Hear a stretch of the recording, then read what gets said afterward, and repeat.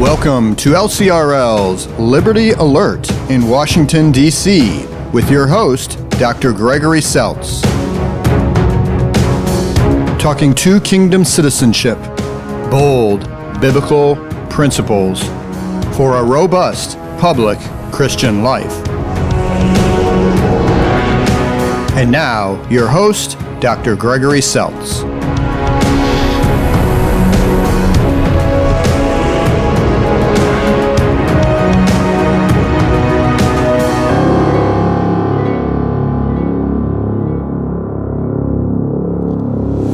Hello and welcome to LCRL's Liberty Alert. I'm Dr. Gregory Seltz, and it is Wednesday, August 4th, and we're going to be talking today about an issue that is pervasive, and I don't think it's persuasive, but it is a powerful movement, critical race theory, and we're going to ask the question, is it an antidote or poison for America's racial issues? And so we're going to talk about race, ending racism, and critical race theory. Are they all the same thing? What is CRT? What are its main tenets? And how does CRT's challenge help and hurt the dialogue on these things? And is it compatible with the Christian worldview? And then race and history. Does CRT with its Marxist roots actually help oppressed people? And I don't think you're going to like the answer to this because demonstrably it does not. And then can a person be against CRT and against racism at the same time? And why should we actually try to depoliticize this? So going forward, again, it's great to be here with you. Thank you for your support for all that we're doing here. Remember, all we're trying to do here is we don't have the ultimate answers to a lot of these questions because those questions are to be answered in service to our neighbors, and they're to be answered in freedom and in community. I suppose what we can say that we're here demonstrably for is religious liberty and the sanctity of life, because these are foundational to any healthy discussion about any of these issues, and the institution of marriage as God's building block for a healthy society. And it's the trinity of civility. And then, of course, for educational freedom, parental choice, so that you can train up your children in the way that they should go so that they can face the world in which they live. So, you know, we're going to be asking again how this CRT movement, is it a solution or is it actually poisoning the well? And we'll get into that in just a minute. Thanks again for your support. If you are moved, again, to support us, you can go to our webpage, lcrlfreedom.org. That's lcrlfreedom.org, and there's a donate button there. But there's also a lot of resources there that are just free to use, and, you know, all of our old Liberty Alerts are there, as well as documents that will help you with your schools, they'll help you with your churches in terms of keeping them protected from the kind of movements that are out to silence the voice of the church. And remember, the goal here is just to keep the church's voice in the public square, to keep it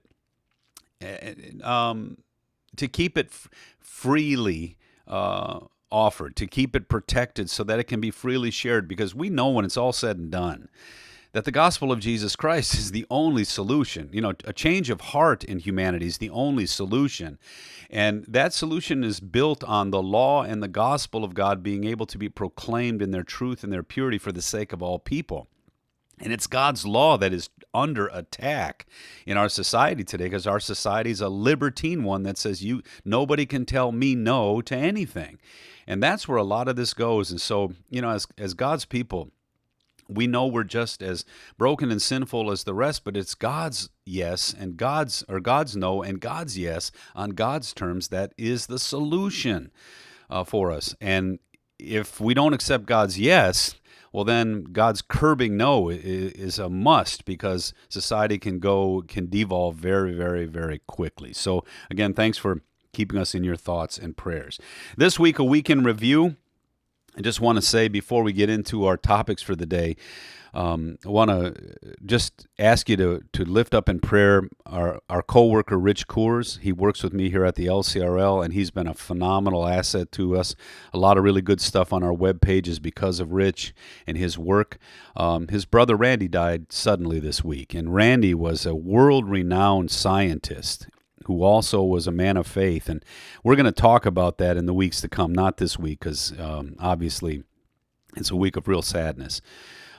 So again, just please keep Rich and Carol in your prayers, and also Randy's family in your prayers, as we don't know if he suffered a heart attack or something. He was able to pull off the side of the road, and he actually died in his car, even though they were almost able to revive him. But he was pronounced dead at the hospital. So we're praying for you, Rich. We lift you up in your in prayer, and we know that the service is the memorial service is this Friday. I think it's going to be on Rich Coor's Facebook page. But again, just please pray for my good friend. All right, this week in review. Put your sanctified common sense to use in this growing senseless world. I mean, we try to come. The big issue that we deal with on this program is we just don't want to politicize all these issues. We're not saying there's easy solutions to a lot of these issues, but the politics of it is getting much more corrosive and punitive, and it doesn't solve the problem. It really just silences the voices of people who could be helpful in the solution process. So, for instance, the sexual orientation, gender identity, fascism is growing, and it's just hard for people to get their minds around this stuff because, think about what just happened in the Olympics. You had this weightlifter, biologically a male, who is identifying as a transgender female, and the IOC, the International Olympic Committee, said then he or she must participate in the Olympics as a woman. Trans women are women, and there's no debate. Physiology, biology be damned. All right. Well, if that's true, then explain this to me. How come there's a biological female who identifies as a transgender male? How come she played on the Canadian soccer team? I thought transgender males were men. Why didn't she try out for the Canadian men's team? And why wasn't she barred from the women's team? Again, there's no fundamental principles whatsoever except one person's emotive choice as to whatever they happen to think about things at that moment. You're going to have 330 million laws because everyone is becoming a law unto themselves. Try to put your sanctified common sense to work. It's going to be tough because this stuff doesn't make sense. You argue on one side of the coin, you argue on the other side of the coin, and you say they're both the truth. Or how about the unitard controversy? And that was where, I think it was the German women gymnasts said, we're not going to wear, the skimpy outfits. Great, modesty. Modesty and chivalry used to be the principles we were all supposed to strive for. And I want to get into why, but those things. But now it's modesty some days and sexual provocativeness the next day, and it's chivalry, and then it's just enforcing my will on you. I mean, which one is it? Because while I really thought that was a good discussion, then how come in the newspaper that I just read this last week there were 5 or 6 or 7 very, very famous women in Hollywood kind of thing, and they were all over 50, and every picture of them was in a very skimpy bikini? Wait a minute. How come we didn't say don't sexualize, don't this, don't that? Because there was definitely the sexualization of those women. They weren't wearing unitards. And, you just get to, and I guess they'll say, well, it's because it was their choice. But again, when it comes down to, well, which one is sexualizing and which one is not? They were both the same pictures that were in the public realm. So, that, how do you deal with that? Or use your common sense rooted in biblical morality when it comes to good government, and you're going to find that that's pretty tough too. And we differentiate on this program, the governmental solutions, which we think oftentimes create even more problems, and then the biblical solutions that are motivated by humility and grace when it comes to how you missionally and personally reach out to people. Those are two different things, and we oftentimes fight against the government solutions while we try to empower and fight for the personal solutions. Now, again, in this last year, if it taught us anything, government doesn't do what's in our best interest. If you don't understand that by now, I guess I don't know what to say. If you're a believer that the government is going to solve these problems, the pandemic should have shocked a lot of you into your own sensibilities, because the government doesn't even know what that would be. I mean, a lot of times it doesn't know what's best for you. It just doesn't, because it doesn't understand all the unique variables that make you a unique person or a unique family or a unique community. In fact, the one-size federal government fits all stuff usually hurts a lot of people. And of course, it's an unintended consequence, they say, but the hurt is very real. But actually, I want to go further. The government doesn't actually do what's in people's best interest when it's in the most people's best interest. It just doesn't operate that way. In fact, if you really understand government, government operates and the leaders do what's in their constituencies' interest and whatever will keep them in power. And that is the natural state of government. See, folks, that's what our founding fathers understood. See, the French Revolution believed in this utopian view of government, that if they just had the right structure and everyone and the right people were in power, they would do what was right for us and we'd have a benevolent leader and everything would be beautiful. And of course, the leaders became tyrants, because they always do, because it's the natural state of humanity. Well, not the natural. We were created perfect, but we fell into sin. The natural state now is one of rebellion. So when you think about it, what the founding fathers understood as the natural state of government, if you will, was that it was a power organization, but it was run by sinful people who, if they coalesced all the power in their own hands, they would do what was in their best interest alone. So the best thing to do was to keep that at bay and to let individuals seek to do what was best and right, virtuous for the sake of themselves, their family, their churches, and their communities. And so I want you to understand that, because when we get into CRT, critical race theory, that's basically the issue for me.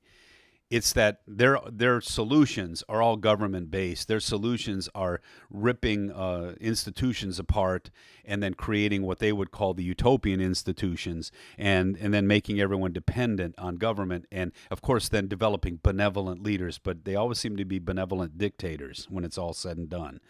And so that's my biggest issue with CRT, is its solutions. But we'll talk a little bit about what its fundamental teachings are too, and I think those are also problematic as well.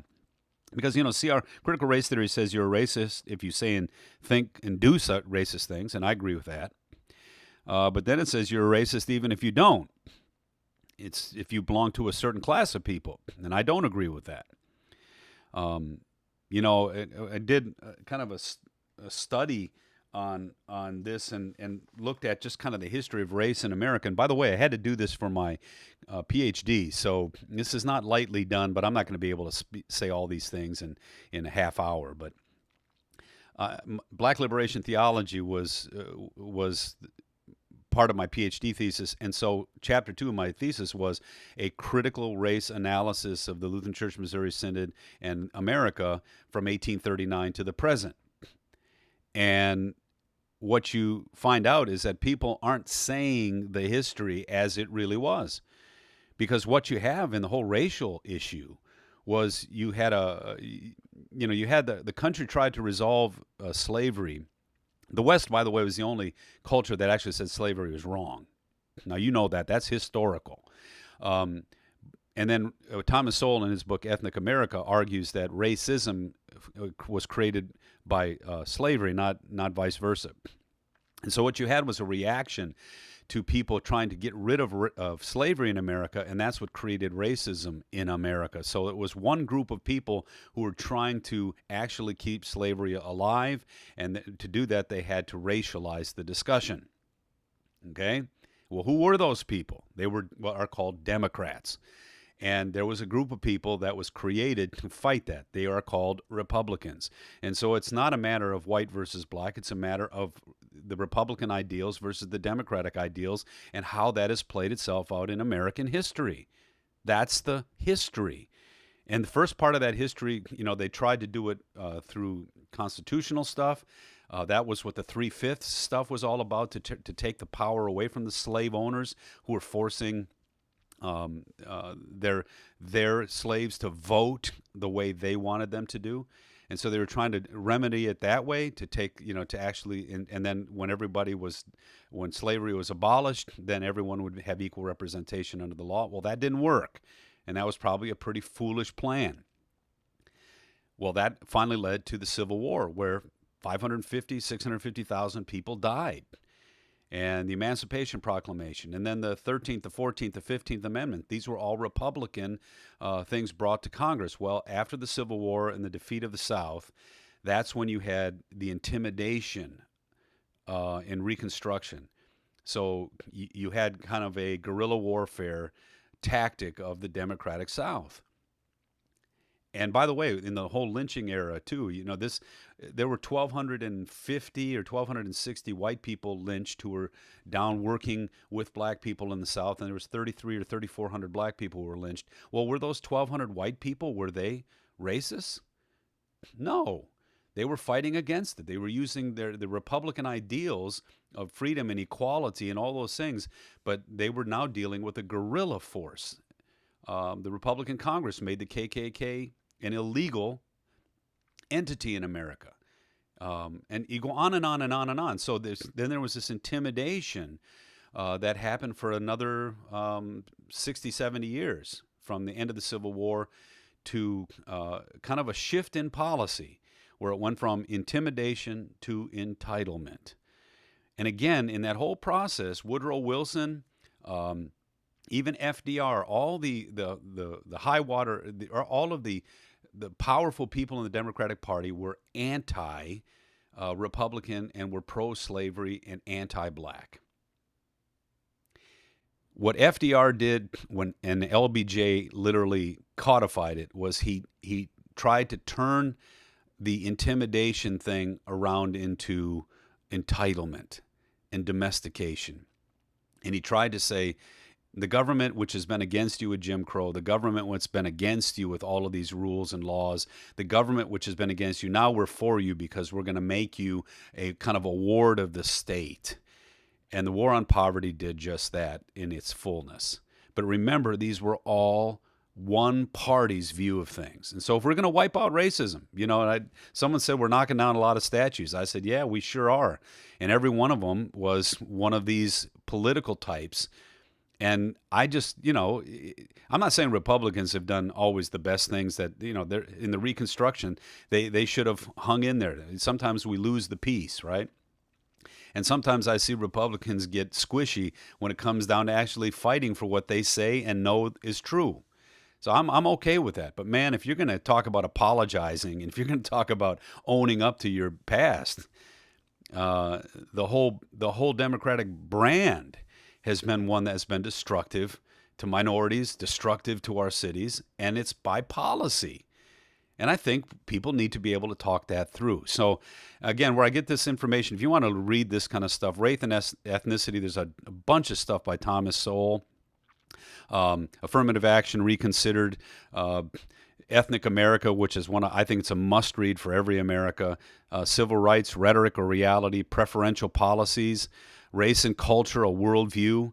One of my favorite books that he wrote was called Black Rednecks and White Liberals, and about, what is truly black culture and all kinds of things. And it's very provocative, but what you've got to understand is Thomas Sowell is an evidence-based writer. Evidence, evidence, evidence. In fact, he was a Marxist when he was young, and he said a lot of conservatives today were at one time Marxists until they actually started looking at the evidence about whether Marxism actually does what it claims to do, or whether or not a free society and free markets are the better way to do that, even though people are sinful and broken.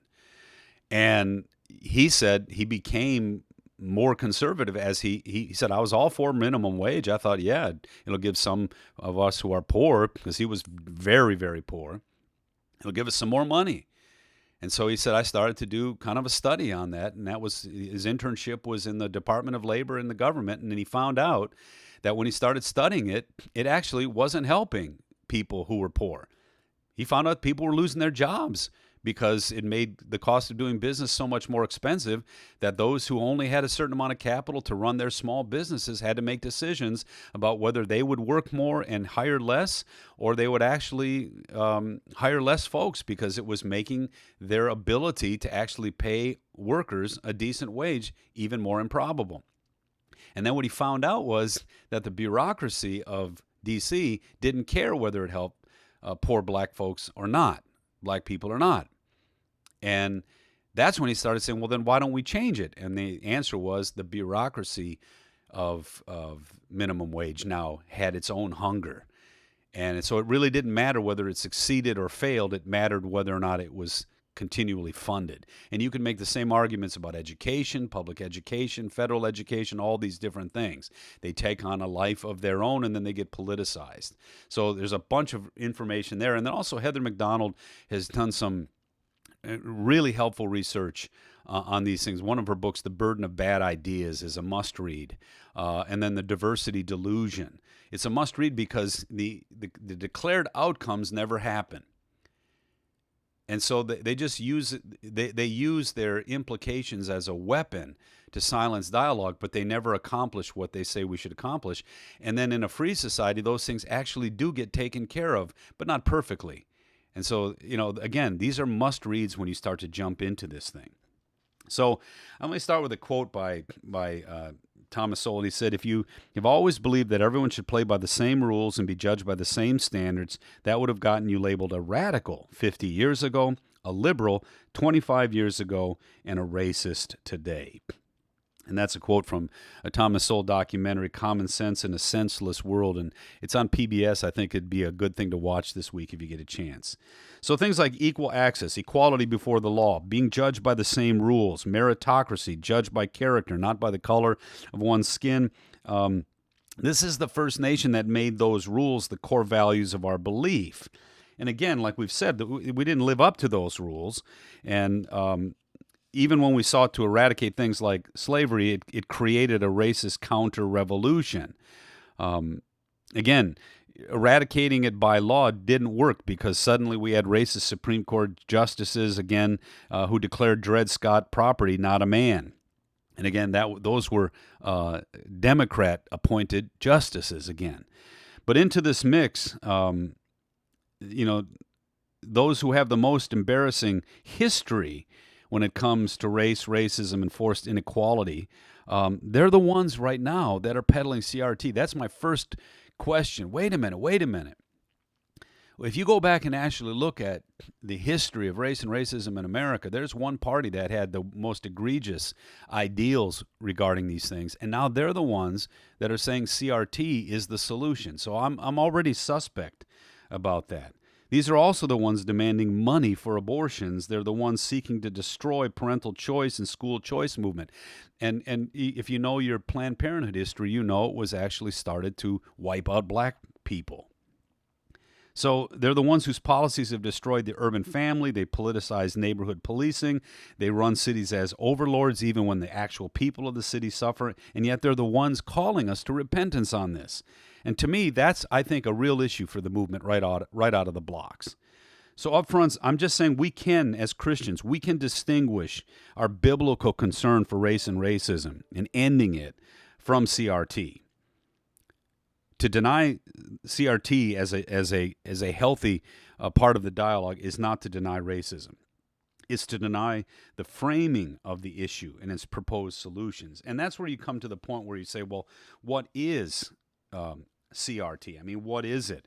And right out of the blocks, its main tenets are really that these are all structural issues.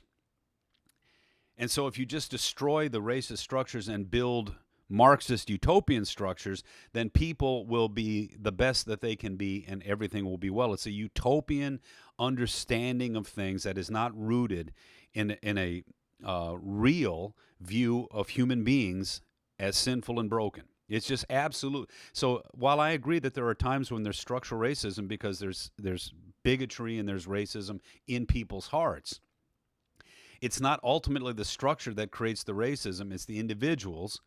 And then the question is, well, the individuals, the only way that you get past the individual racism and redeem the structural stuff is by the principles that we all should aspire to that are not racist.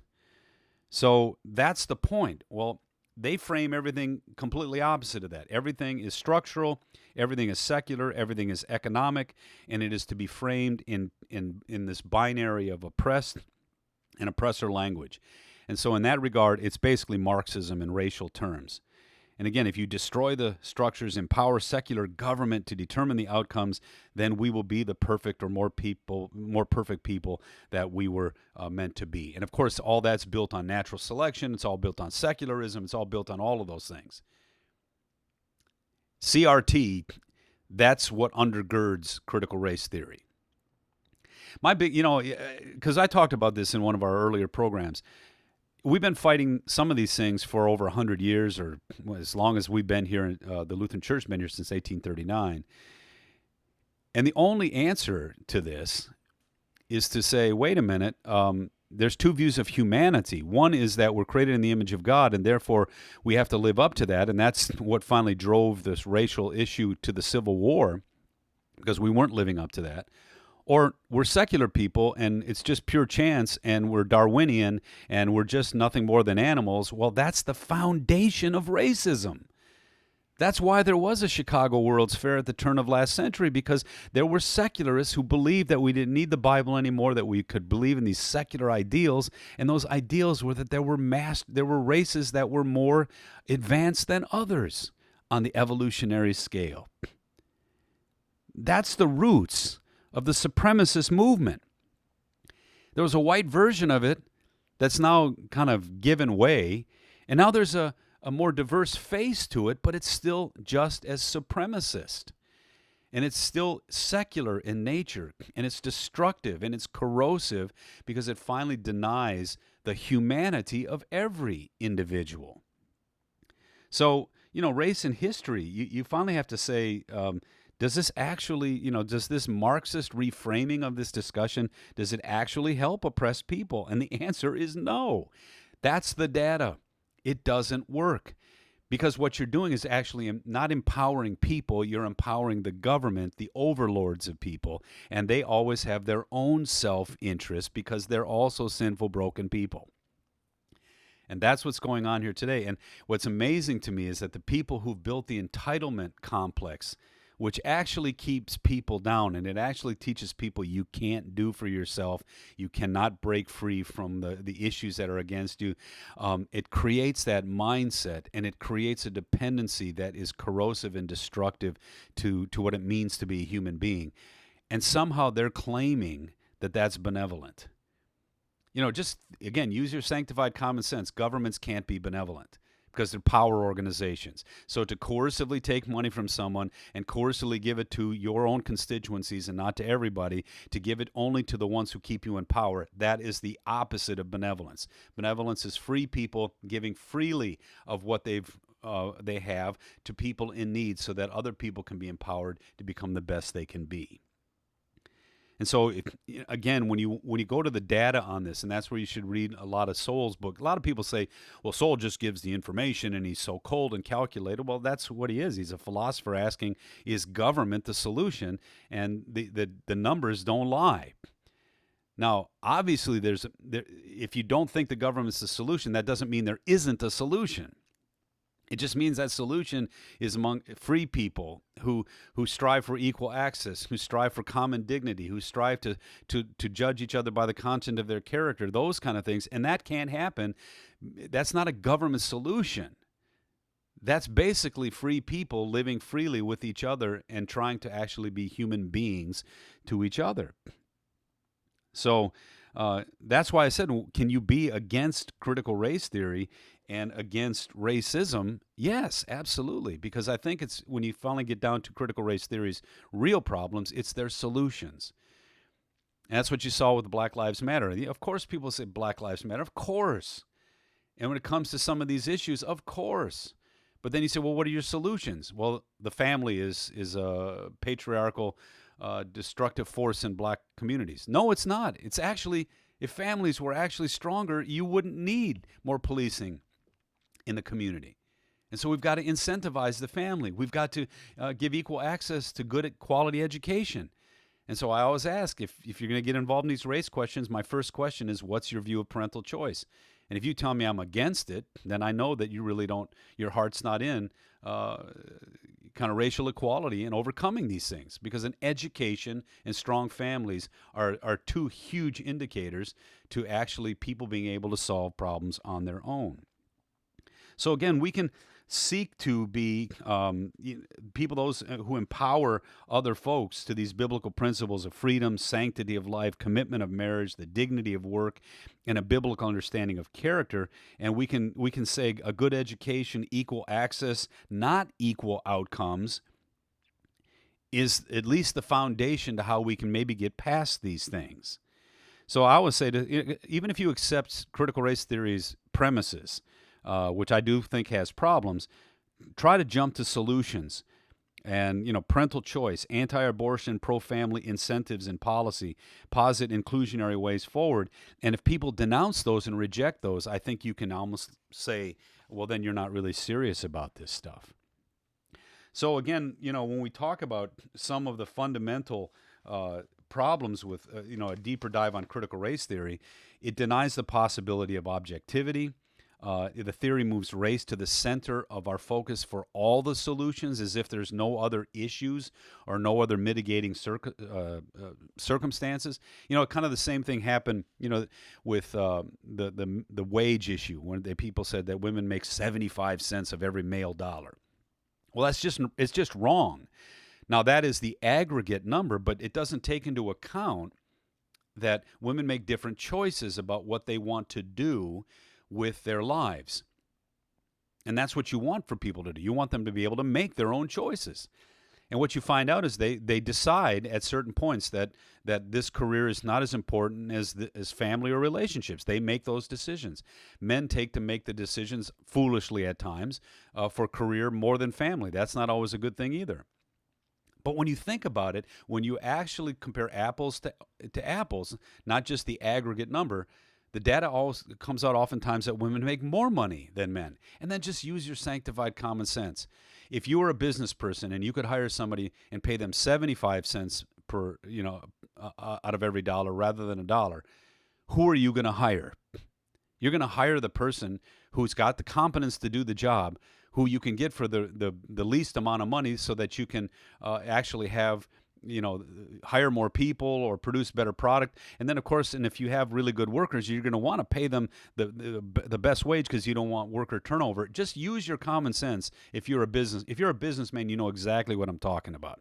If you could get a woman to work for 25% less than a man, there would be no men in jobs because who would pay for them, right? So again, CRT then says the same thing, that it's race is the issue, just like in the issue of money and equal pay. They just say it's purely an anti-woman perspective, and it's not. There's a lot of other mitigating issues involved in there. So compare the correct things if you're going to start to deal with these issues. Now, again, critical race theories identify with black power movements, and I've always asked the black liberation theology movements, did they actually liberate people? And they don't. They empower bureaucrats and overlords, but they don't tend to liberate and empower average people. And that's something I think needs to be dealt with. And so, again, as you look at some of these structural issues to the whole theory, the theory of critical race theory is a critique of the civil rights movement itself and the liberal ideology it reflects. It actually is against things like equal access. It's against things like equal opportunity. It's against meritocracy. It's against all of those things. And the whole demanding of equity, you don't even want to go there, because the whole thing about equity is to make sure that everybody, regardless of their talent bases, regardless of their effort, regardless of any of those things, they all should come out with the same at the end. Well, can you imagine how much freedom needs to be taken away from all people for there to be that kind of equity in the end of one's life? And who's going to judge that kind of equity? And that's where you find out it's the politicians and the bureaucrats who now are the overlords of this dialogue and discussion. And so, again, we can be against that and still want to have an honest conversation about race and racial issues and how we can be part of the solution and not the problem. So I think you need to reject the politics of critical race theory. Its Marxist solutions are based on a faulty anthropology. It's not ultimately structures that are sinful, it's people that are sinful, and we can deal with sinful structures. There was a time of redlining. There was a time of Jim Crow laws. Those were structurally racist laws, and those have been obliterated. And now equal access, equal opportunity, equal chance, those kind of things. Because again, empowerment zones, and there's all kinds of ways to incentivize the right thing. But government is usually not the solution anyway. So again, let's reject this politicization of this thing. And the Marxist redistribution is totally at odds with the Christian understanding of charity. It tends to enslave people to the benefactors. We're already seeing that with some of the issues with the COVID-19. People have been having, their rent paid, and now it's now a statement of the morality of government whether the government pays your rent going forward. Well, when is it going to stop? Well, once people are dependent on that, it's very, very, very difficult to actually reduce that dependency. Why? Because people get used to not having to care for themselves. The better thing is let us get back to work so that we can take care of ourselves, because the government's never going to be able to do for us what we can ultimately do for ourselves. And I think ultimately the church, if we're going to really wade into this, we've got to reject the Darwinian supremacy, the secular supremacy that birthed white supremacy and now still teaches it, albeit in secular diversity garb. Only biblical morality with a biblical view of human identity can hold us all together and hold us dear. And so in that sense, I pray for CRT's demise because I don't think it's going to help. I think it's going to hurt the possibility of a helpful dialogue on these things, a helpful moving forward on these things, because it denies the foundational principles that are going to make the ending of racism possible. So, when we finally look at these kinds of issues, it comes right down to this program right now. I didn't get to the many solutions that the church can provide in mission, in sacrifice, in service to neighborhoods that are in peril. I didn't get, that's the solution of the church, but that is not a government solution. That is a solution of free people who are sacrificing for the sake of their communities. We talk about the foster care program, and we talk about the destruction of the family. Well, churches can be part of the foster care programs where we give kids a great opportunity to be in a home where there's stability, where there's educational opportunity, so that they can make their way in the world in which we live.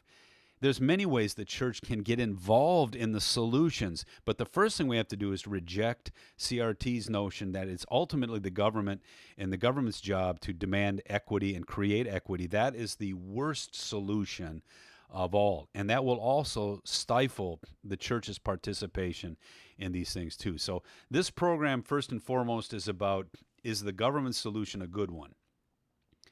And then protecting the church from the government's solution in all these things, because they basically begin to think that the church is not supposed to be part of any of this. That's our role here. So hear me clearly. There's much more work to do than just debunking this.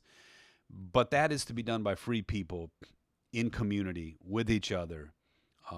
And even if you're going to get involved in the political aspects of that, I think it should be closer to home, not some federal bureaucracy deciding what is right for all people. And I think that's a healthy understanding of government's danger and government's usefulness, and a healthy understanding of where the problems of racism really reside, which is in our hearts, and a possibility of moving forward in a vision we can all aspire to. So in general, again, the government cannot do better for you than you can do for yourself and for your family. And these fundamental principles that sometimes expose us as not having lived up to them still call us to strive to live up to them for the sake of one another. So that's the kind of thing that we need to be able to stand for. And so I do think you can be against this CRT, and you can still be part of the solution for ending racism in our midst. And again, some of these foundational principles are worth fighting for now more than ever. So till we see him face to face, speak the truth in love with humility and grace, be wise as serpents and harmless as doves. Until next time, God richly bless you. I'm Gregory Sells. Have a great day.